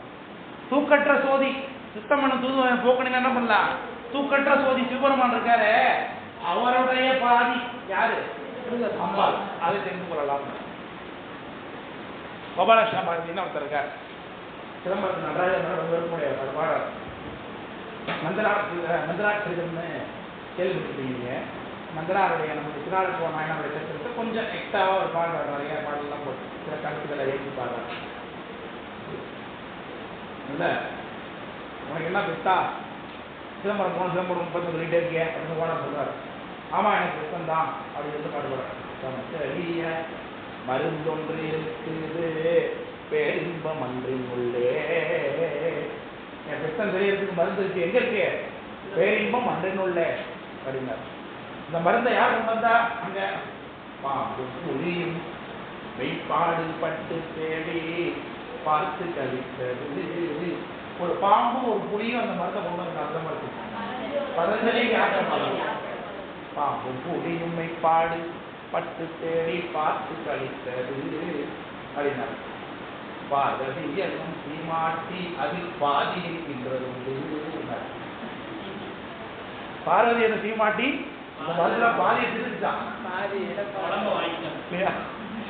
பாரதியனும் சீமாட்டியதில் பாதி சென்று இன்னும் பாதி இன்னும் பாதி இருக்குது, இன்னும் பாதி இருக்குது, நீ சென்று பாரு என்ற உத்தாரம் தாரும் ஐயேன்னு பாட்டு என்ன அனுப்புங்க, அந்த பாதி மருந்து சாப்பிட்றதுக்காக அனுப்புங்க அப்படின்னு கேட்கறதா கோபாலகிருஷ்ணன் பாட்டு. அது சொல்லுகிறார் பாருங்க. அது மாதிரி கருத்து. தூக்கற்ற சோதிதனில் பாதிதனை கும்பிடலாம் பாருனர். இப்போ திருவருளை அறிந்து கொள்ளலாம். அப்போ நமக்கு வேற என்னது? சித்தத்தை சரி பண்ணி கொள்ள வேண்டும். சித்தம் எனும் தின்கையிட்டால் திருப்பாதம் கட்டுவித்து அத்தனக்கு அருளியவாறு ஆர்வருவார் அச்சோவே இல்லையா? அதான் சித்தமலம் அறிவித்து சிவமாக்கி இணையாண்ட அத்தனக்கு அருளியவாறு ஆர்வருவார் அச்சோவே அப்படின்னு பாரு. அவ்வளோதான் பாட்டு. விளங்குச்சா? விளங்கலையா? நீங்க இப்படி தலை எப்படி ஆடணும்னு எனக்கு புரியல போட்டுருங்க எடுத்து. ஆமாம்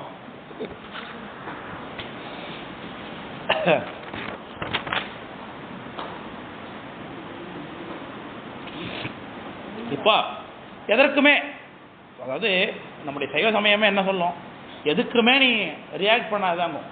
அதானே? நல்லது நடக்குதா சரி சாமி திருவருள், கெட்டது நடந்தா சரி சாமி திருவருள், இப்படி இருக்கிறதா நமக்கு என்னது சைவ சமயம் கற்பித்து கொடுக்கக்கூடிய பாடம் நமக்கு. நம்ம தானே? அதுதான் இந்த பாடலில் சொல்லுகிறார். அவள் எப்படி நம்ம இருக்கணும்? இது ஒரு சடங்கு, இது நல்லது நடந்தாலும் அப்படியே தான் நடக்கும், கெட்டது செஞ்சாலும் இப்படியே தாங்க இருக்கும் அப்படின்னு சொல்லுவாங்க தானே? எதுக்குமே நீங்கள் அடி உழுது அழுவவே இல்லை, சந்தோஷமாக இருக்குது அதுக்கும் சந்தோஷப்படவே இல்லை, சும்மாவே இருக்கும் எடுத்து கவலைப்படாமல். அப்படின்னா அதுக்கு என்ன, எதுக்கு சமானம்? அது செத்ததுக்கு சமானம் தான் இல்லையா? சடம் போல இருக்கேன் அப்படிங்கிறோம்ல, அது போல ஆகுங்கிறாங்க நம்மளை, அது போல இருக்கணுங்கிறாங்க. சாம்பொழுதும் ஏதும் சலம் இல்லை செத்தார் போல் ஆம்பொழுதிலே அடையாசையரில் சொம்புதற்கு சொல்லும் துணையாகும் சொல்லாத தூய்நெறி கண் செல்லும் துணையாம் சென்று. சாம்பொழுதும் ஏதும் சலம் இல்லைனார். சலம்னா நடுக்கம். நீ செத்து போயிட்டுனா ஏதாவது உனக்கு கிடைக்குமா? அவன் நெருப்பு வச்சு கொளுத்த போறாங்க, இன்னும் 2 மணி நேரம் தான் அப்படின்னு ஏதாச்சும் அழுவோமா? தெரியாது இல்லையா? கடன் கொடுத்த வந்து கொடுக்கவே இல்லைன்னு சொல்கிறானே அப்படின்னு நினச்சி காதில் வந்து அழுவோமா? கிடையாது இல்லையா? பிள்ளைங்களாம் நம்மளை திட்டுதே, ஃப்ரெண்ட்ஸ் எல்லாம் திட்டுறாங்களே, எதுவுமே தெரிய போகிறதில்ல, எந்த நடுக்கமும் கிடையாது. ஏன்? நோயினாலே துன்பப்படுறாங்களே, எவ்வளோ கஷ்டப்பட்டு உயிர் போனது பிறகு அமைதியாக கிடக்கு, எந்த நடுக்கமும் இல்லாமல் கிடக்கு, எந்த பயமும் இல்லாமல் கிடக்கல. அதான் சாம்பொழுது ஏதும் சலம் இல்லைன்னு. சலம்னா நடுக்கம்னு அர்த்தம். சலமிலன் சங்காரன் சார்ந்தவருக்கு அல்லால் நலமிகம் கொடுப்பது நமச்சிவாயவன் பண்ணல. சலம்னா நடுக்கம். சாம்பொழுதும் ஏதும் சலம் இல்லை செத்தார் போல் ஆம்பொழுதிலே அப்படின்னார். அதே போலதான் செத்தார் போல ஆனாலும்னு அர்த்தம். செத்தது போல இருந்தாலும் என்னது? நமக்கு நடுக்கம் இல்லைன்னார். இந்த உலக வாழ்க்கையை பார்த்து நடுக்கிறோம் இல்லையா? பல விஷயங்களுக்கு செத்தவனுக்கு எப்படி உணர்வு இல்லையோ அதே போல நாமளும் இருக்கணுங்கிறார். ஆனால் அதுதான் சிரமம். உயிரோட இருக்கும்போது எப்படி செத்தாப்புல இருக்கிறது? உயிரோட இருந்தாலே செத்தது போல முடிவு பண்ணிட்டு பாதிக்கால செஞ்சுட்டு இருக்கான் உலகத்தில் இல்லையா? செத்தது போல இருந்துட்டா ரொம்ப சௌரியன்றதுவாங்க 10 பேர் உலகத்தில் இல்லையா? இப்போ வீட்டிலே பாதி எப்படி ஆகிட்டு நம்மளை நினைச்சிருவாங்க இல்லையா? உயிரோடு இருக்கும்போதே பாதி நாளில் மதிப்பு கிடையாது, மரியாதை கிடையாது மனுஷனுக்கு. செத்தது போல இருந்துட்டா ரொம்ப சுத்தம்ன்றவாங்க, அவ்வளோதான் இல்லையா? ஆனால் உலகத்தார் அப்படி நினைக்கலாம். ஆனால் நம்ம கண்மமே நமக்கு வராதே இல்லையா? எதுவுமே நினைக்கல, எதுக்கும் பிரச்சனை இல்லை. இதே போல் இன்னொரு செத்தார சொல்லுகிறார் சுந்தரமூர்த்தி சுவாமி. திரு நெல்வாயில் அறத்துறை அப்படிங்கிற கஷேத்திரத்தில் பாடுவார். மணக்கோலம் அதே பணக்கோலம் அப்படின்னார். மணக்கோலத்தன்னைக்கு எப்படி இருந்தோம்? கல்யாணத்தன்னைக்கெல்லாம் எப்படி இருந்தோம்? மணக்கோலம் அன்னைக்கு எவ்வளோ மேக்கப் நமக்கு? அதே அன்னைக்கு தானே சத்த அன்னைக்கு அதே மாதிரி தானே மேக்கப் நமக்கு. போற அன்னைக்கு எப்படி?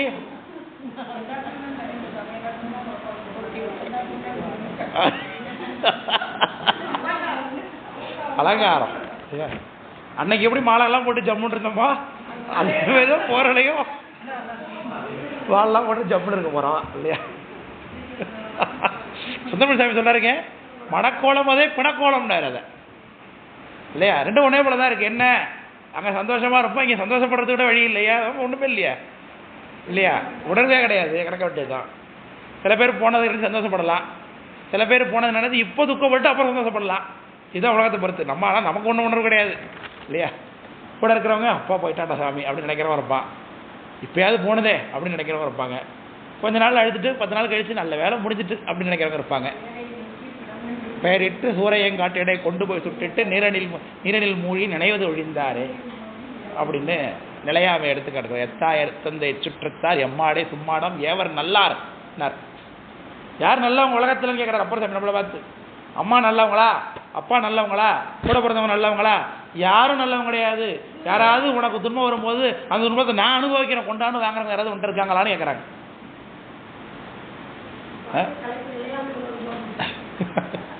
வந்துட்டு ஒரு 50 லட்சம் இருக்குன்னா எனக்கு 20 லட்சம் கூடான்னு வேணா கேட்பாங்க. வந்துட்டு ஒரு நோய் இருக்கு எனக்கு அதில் 10 நோயை கொடுத்துறான்னு கேட்குறவங்க யாராவது இருக்காங்களா உலகத்தில்? கிட்ட கூட வர மாட்டாங்க. எத்தாயர் எத்தந்தை எச்சுற்றத்தார் எம்மாடே சும்மாடம் ஏவர் நல்லார். செத்தால் வந்து உதவுவார் ஒருவர் இல்லை, சிறு விறகால் தீமூட்டி செல்லான்னு இருப்பார். நெருப்பில் போட்டுட்டு போயிடுவாங்க. யார் தான் நம்ம கூட இருக்க? சித்தாய வேடத்தார் நீடு பொன்னி திரு ஆணைக்காவுடைய செல்வா நத்தா பொற்பாதம் அடைய பெற்றால் அல்லகண்டம் கொண்டு அடியே நென் செய்கேனேன்னு பெருமானை துதிக்கிறா. அப்புறம் தான் இளையாம துதிக்கிறாங்க போகிறோம். அதனால் இன்றைக்கே நம்ம துறவியா இல்லாமல் சார்னா அது நம்மளால முடியாது. ஆனால் உறவுகள் நிலையில்லாதது என்பதை புரிந்து கொண்டே குடும்பத்தில் இருக்க வேண்டியதான். அதான் உற்றார் ஆர்வலரோ உயிர் கொண்டு போகும்பொழுது குற்றாலத்து உரையும் கூத்த நல்லால் நமக்கு உற்றார் ஆர்வலரோ அப்படின்னார். அதனால் கூட தான் இருப்பாங்க. ஆனால் யாரும் உழுதெல்லாம் செத்துற மாட்டாங்க உலகத்தில்.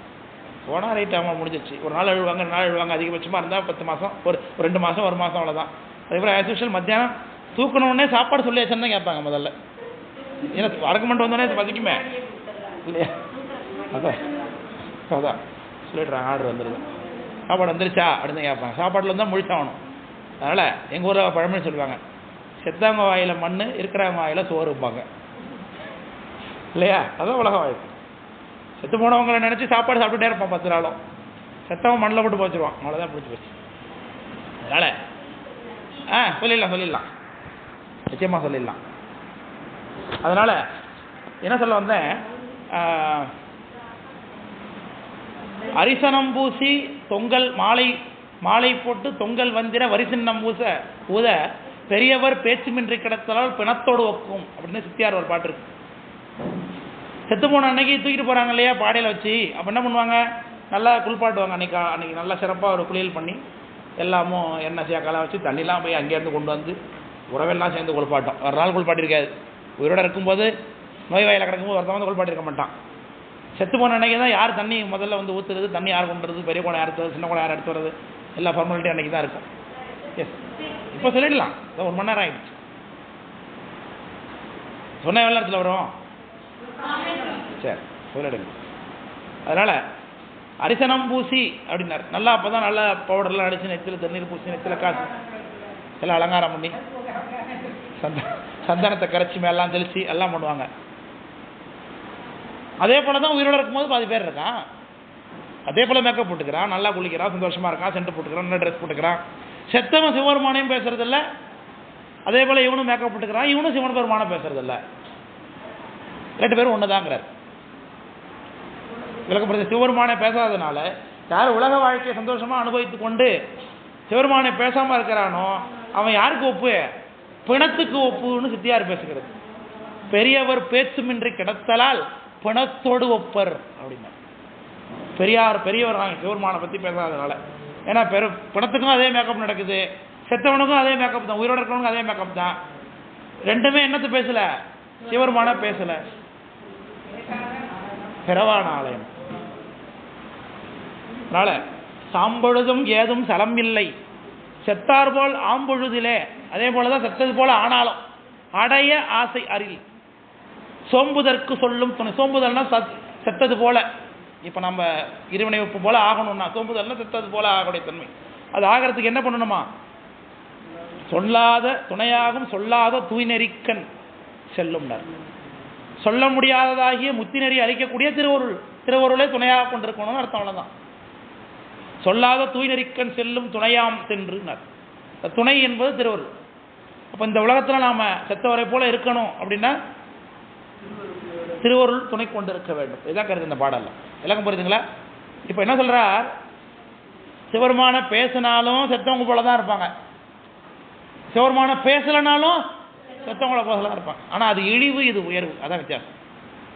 அவன் பிரஜை இருந்து கூட இல்லாமல் இருக்கான். ஏன் பெருமானை பேசாததுனால, இவங்க பெருமானை நினைத்து கொண்டு எதையும் பேசாததுனால, கண்மம் வராததுனால செத்தவங்க போல இருக்காங்க. இது உயர்வு தானே. இப்போ விளக்கம் புரிஞ்சுங்களா சொல்றது? என்ன பாட்டில் வித்தியாசம் தெரியுதா?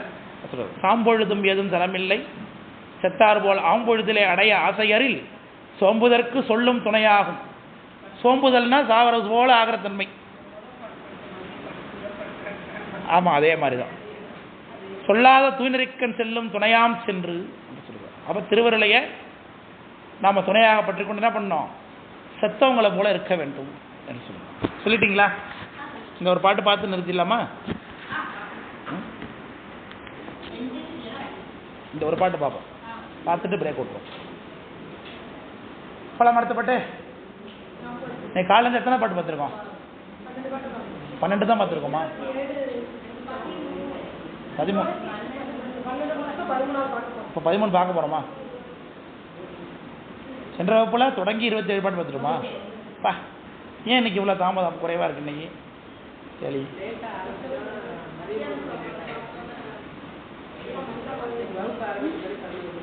இல்லை 10:30 ஆரம்பிச்சிட்டோம்.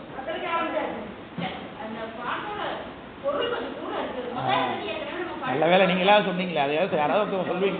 கொஞ்சம் நிறையா சொன்னீங்க ஐயா, அதனால தான் லேட்டில் யாருமே சொல்ல மாட்டீங்க.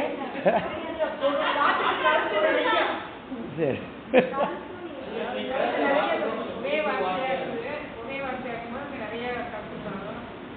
சரி. சாமி கிட்ட என்ன வேண்டணும், வேண்டலாமா வேண்டக்கூடாதா? அதுதான் இந்த பாட்டை பற்றி பேச போகிறோம். வேண்டலாமா வேண்டக்கூடாதா? வேண்டணும்னா என்ன வேண்டலாம்?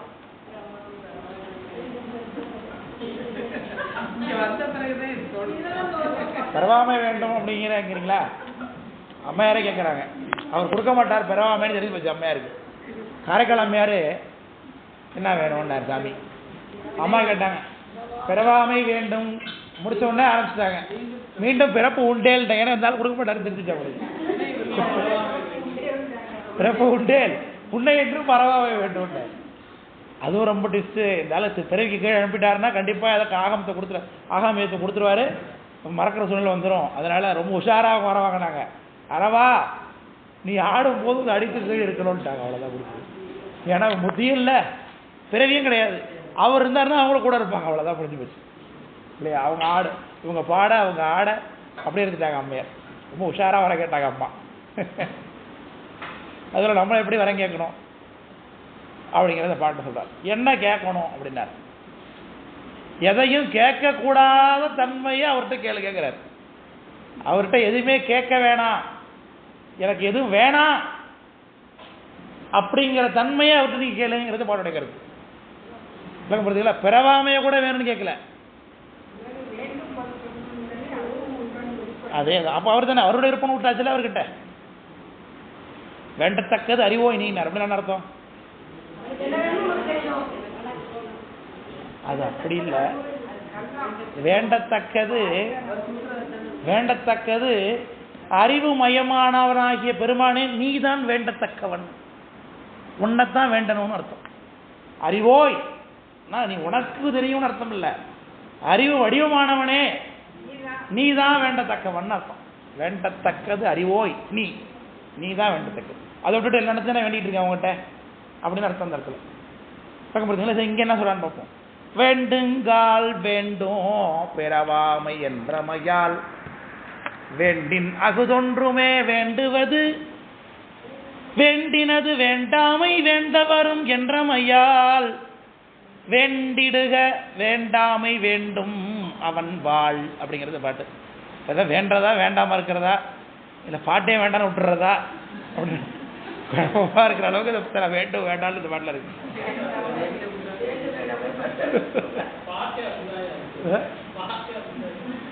இந்த பாட்டில் 3வது வரியை பாருங்க. வேண்டாமை வேண்டவரும் என்றமையால் இருக்கு. அப்படின்னா என்ன அர்த்தம்? என்றமைன்னு வந்துட்டாலும் என்ன அர்த்தம்? காலத்தில் அர்த்தம் எங்கேயோ ஒரு அர்த்தம் இந்த பாட்டை சொல்லியிருக்காங்க அப்படின்னு அர்த்தம் ஆகுது. அது என்ன சொல்லியிருக்கார் அப்படின்னா திருக்குறள் 362வது பாட்டு இல்லை 362வது பாட்டு. திருவள்ளுவரே சொல்றார், சாமிகிட்ட வேண்டும்னா என்னத்தை வேணும் அப்படின்னு. மூணாவது வரி என்ன சொல்லுங்க பார்ப்போம். வேண்டாமை வேண்டவரும் என்றமையால் வேண்டுவோம்.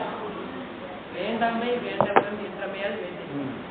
வேண்டாமை வேண்ட வரும் என்றமைங்கிறதுனால இல்லையா? அப்போ சொல்லுகிறார் 362 வேண்டுங்கால்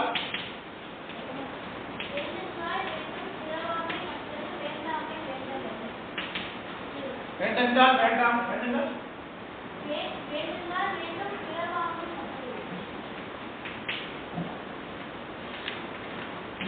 பிறவாமை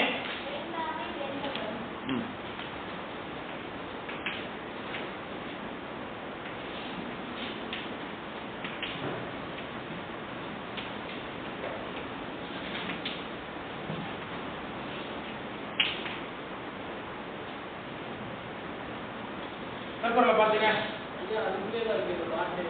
ஆமா பாட்டே திருக்குறள் தான் இருக்கு. வேண்டுங்கால் அப்படின்னு அர்த்தம். கால்ங்கிறத கருவிக்கிறது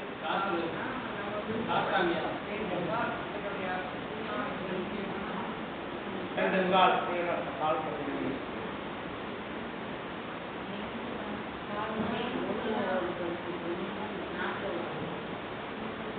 இங்க என்ன கால்னா பொழுது இருக்கிறது. வேண்டுங்கால் வேண்டும் பொழுது வருங்கால் ஒருங்கால் பொழுது வருங்காலத்துல போர்க்காலத்துல வருங்காலத்துல காலத்துல கால் வேண்டுங்கால் வருங்கால் ஒருவேளை வருங்கால் ஒருவேளை போகுங்கால் கால்கள் காலத்தை குறிக்கிறது. பொழுது வேண்டும் பொழுது வேண்டும் பொழுது என்ன வேண்டுமா? பிறவாமை. பொருள் இந்த இடத்துல பிடிச்சிக்கணும். பொருள் காணும் வேண்டுங்கால் பிறவாமை வேண்டும். திருவள்ளுவர் என்ன சொல்றாரு? பிறவி உண்டுங்கிற கொள்கையில இருக்காரு. பிறவாமை நமக்கு வேணும்னா ஒருத்தவங்க கேட்டுதான் வாங்கணும் கொள்கையில இருக்காரு. புரியுதா? அதையும் ஒருத்தர் பெற்றுதான் வாங்கணும். அப்ப அவரு பிறவாமை கொடுக்கிறவரை எப்படிப்பட்டவராக இருக்கணும்? பிறவாதவராக இருக்க வேண்டும். இந்த ஒரு குரல்லே எவ்வளவு தெளிவுத்தான இருக்கு பாருங்க. இது இல்லாம இது தெரியாமலே இதெல்லாம் படிக்காமலே திருவள்ளுவர் தமிழர் திருவள்ளுவர் ஓசர் திருவள்ளுவர் கிறிஸ்தவர் எடுத்துக்கிறாங்க. அப்போ வேண்டுங்கால் பிறவாமை வேண்டும். வேண்டப்படுவது என்னது? பிறவாமை. சரி, பிறவாமை எப்போ வரும்? கேட்டுட்ட சரி கேட்டா சாமி கிட்ட. ஆனா சாமி கொடுக்கணும் இல்லையா? எப்ப கொடுப்பார்? மற்றது வேண்டாமை வேண்டும். பிறவாமை எப்போ வரும்னா பெருமானிடத்துல எதுவுமே கேட்கவே கேட்காத தன்மை எப்போ உங்களுக்கு வருதோ அப்போதுதான் பிறவாமை வரும். சாமி எனக்கு அதை கொடு, சாமி எனக்கு இதை கொடு, சாமி அதை பண்ணிடா, சாமி இதை பண்ணிடான்னு சாமி கிட்ட எப்ப நீங்க கேட்கறது ஒழிக்கிறீங்களோ அப்பதான் பிறவாமை வருமா? யாரோ சாஸ்திரத்துல யார் சொல்றா? திருக்குறள் திருவள்ளுவர் சொல்றாரு இதை. புரியுதுங்களா? அப்போ சாமி கிட்ட பிறவாமை கேட்கணும். கேட்ட வரைக்கும் தெரியும். ஆனா எப்ப அவர் கொடுப்பாரு? அப்படி எது வேணாம்னு நினைக்கிறீங்க அப்படி கொடுப்பாரு. அப்படி எது வேணும்னு கேட்டாலும் கண்டிப்பா என்னன்னு தான் அனுபவிக்க முடியும். பிறவியெல்லாம் அனுபவிக்க முடிய மாட்டேன். சாமிகிட்ட ஒரு விஷயத்தை கேட்கிறோம். சாமி எனக்கு அது வேணும் அப்படி கேட்டா என்ன கொடுப்போம்? கண்டிப்பா அதுல டிஃபால்ட்டா என்ன இருக்கணும்? பிறவி இருந்தா தானே அதுக்கு அனுபவிக்க முடியும். அனுபவம் இருக்கும். அதான் அந்த பாடம். மற்றது மற்றது மற்ற அது வேண்டாமை வேண்டாம். பிறவி எப்போ ஒழியும்? சாமிகிட்ட அது கேட்கலன்னா ஒழியும். எப்ப கேட்கிறோமோ அது வரைக்கும் பிறவி வந்து கொண்டு பிறவி அவர் கொடுத்துட்டு தான் இருப்பார். பிறவாமே கொடுக்க மாட்டார். இப்ப கேட்டதை கொடுப்பாரா இல்லையாங்கிறதே முதல்ல அடுத்த கட்ட விஷயம். சாமிகிட்ட முதல்ல ஒரு விஷயத்துல இப்ப கேட்கறோம்ல அதை கொடுக்குறாரா இல்லையாங்கிறது விஷயம்.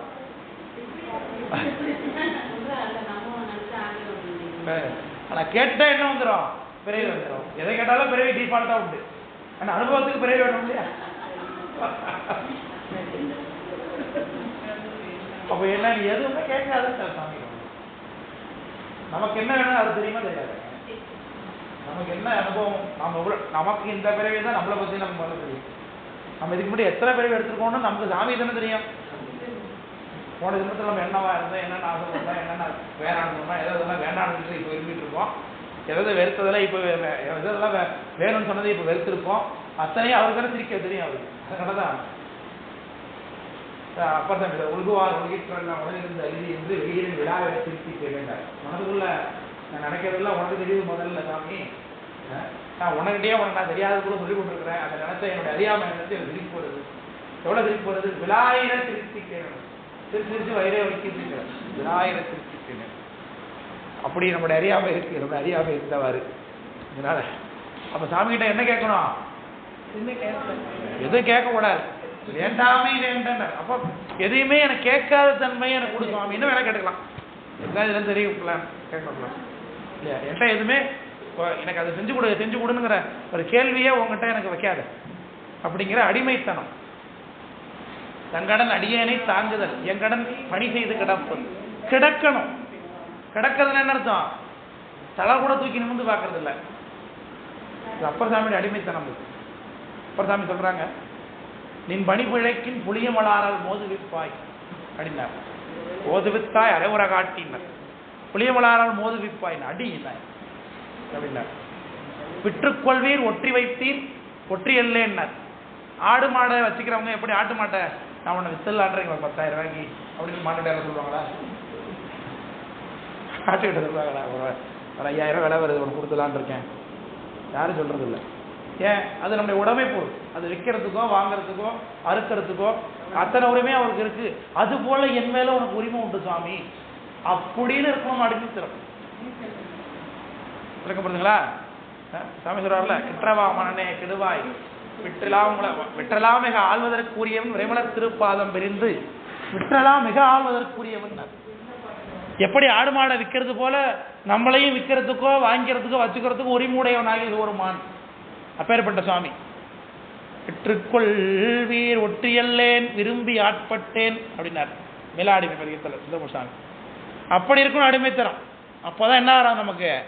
அவர் என்ன செஞ்சாரோ அதை அப்படியே ஏற்றுப்போம், எதுவும் கேட்க மாட்டோம்னு அர்த்தம். அப்போ சாமிகிட்ட நம்ம ஏதாவது கேட்டோம்னாலே நமக்கு என்ன இல்லைன்னு அர்த்தம்? அப்போ இந்த பாட்டுப்படி கேட்டனாலே என்ன இல்லை அர்த்தம்? அடிமைத்திறம் இல்லை சாமிகிட்ட.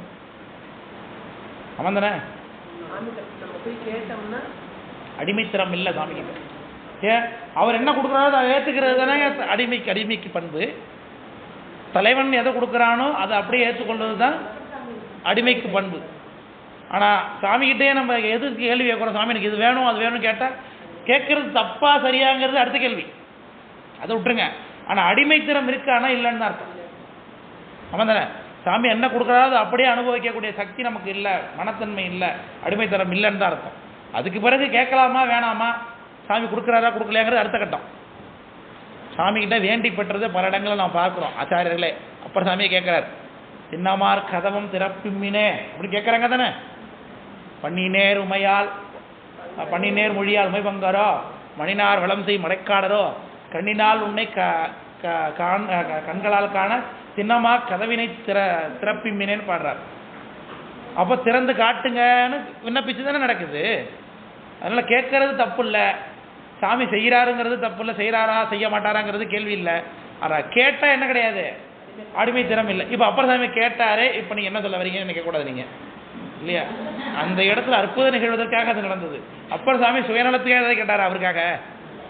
அதுதான் இங்கே நம்ம அப்படியே கேட்குறோம். எங்கேயாவது கோயில் சாத்திருக்கு போய் வாசல் நின்றுட்டு சுவாமியே இந்த கோயிலுக்கு கும்பாபிஷேகம் ஆகணும் அப்படின்னு நினச்சிட்டா பாட்டு பாடுறோம். அப்படி ஒன்றும் கிடையாது. அந்த கோயில் இடிஞ்சு கிடந்தாலும் என் வீடு நல்லா இருக்கணும் தானே வேண்டிக்கிறோம் சாப்பிட்டு போய்.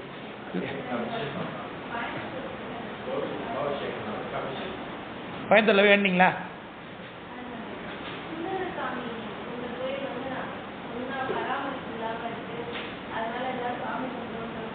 அப்படிதான் பண்ணணும், விண்ணப்பம் பண்ணணும். பெருமாண்ட விண்ணப்பம் பண்ணாதான் நடக்கும், இல்லைன்னா அவர் வரமாட்டார். அவினேச கும்பாஷம் ஆயிடுச்சு இப்போ. அப்படியா? சரி, இப்போ பாட்டுக்குள்ள போலாமா?